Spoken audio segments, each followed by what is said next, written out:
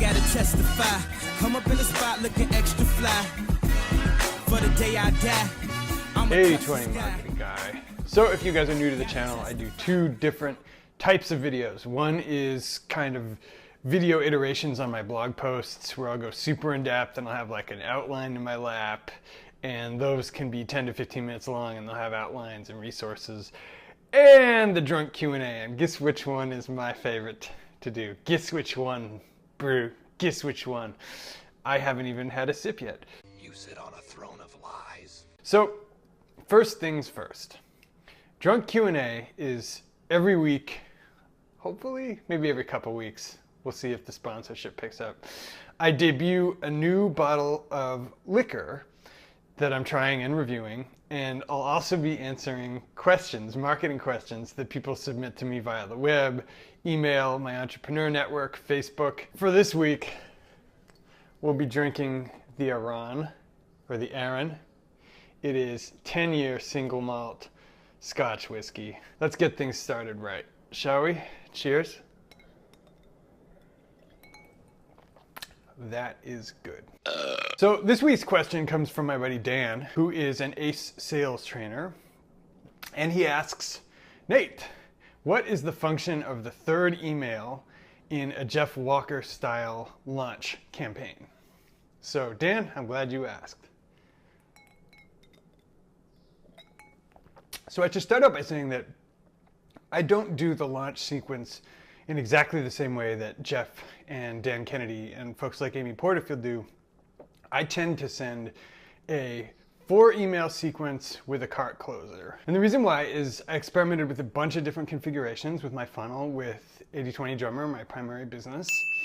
And the version that I have converted really, really well.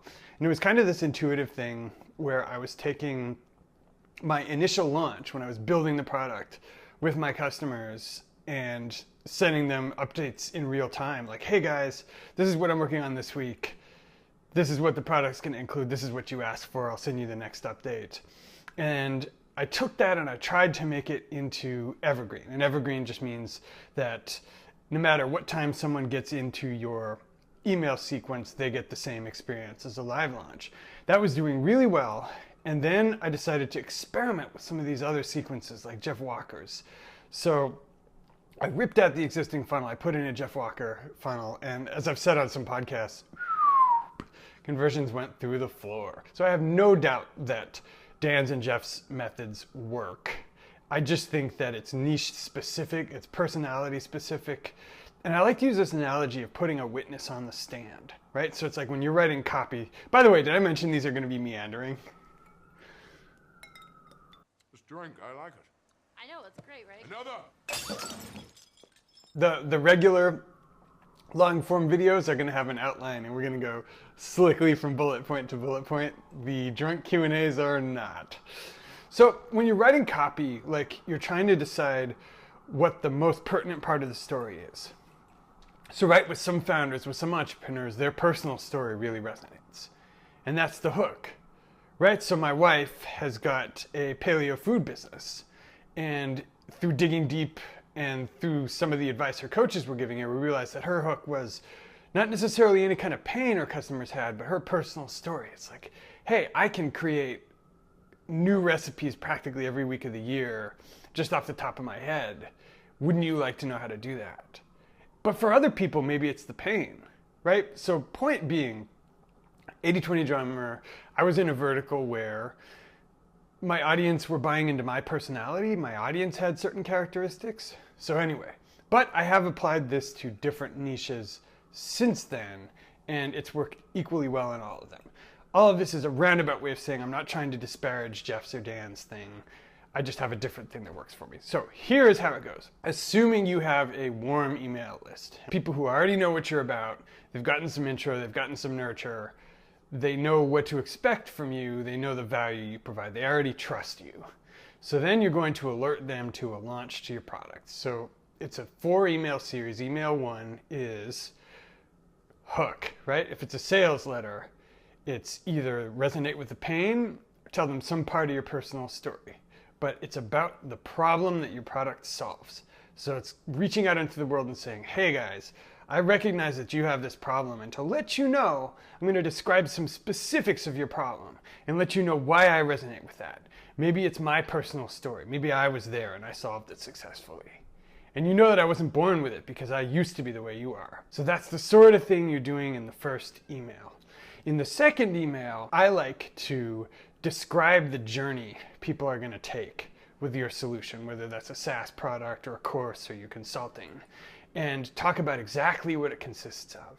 What does it feel like inside your program? What does it feel like to be your customer after they've clicked buy, after they've had that money deducted from their account? What does their onboarding experience feel like?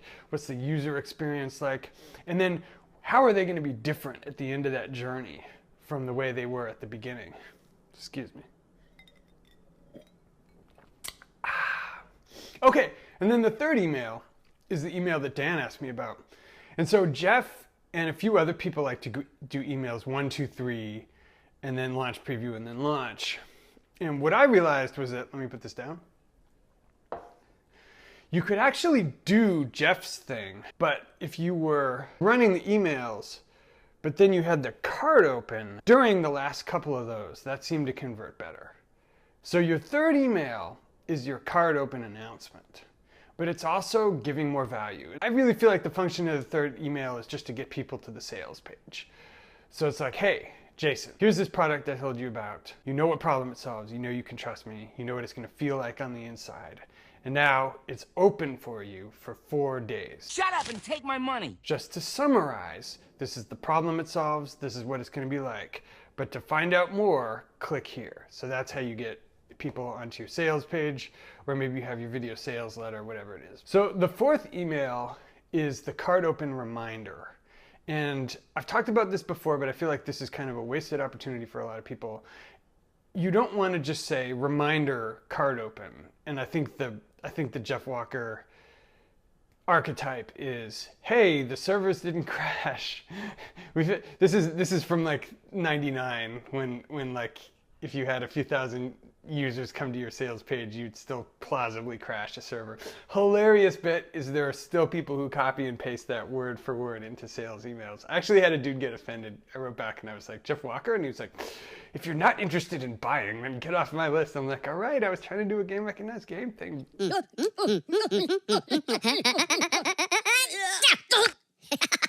Fourth email, golden opportunity to educate people more. So what I like to do is use an FAQ.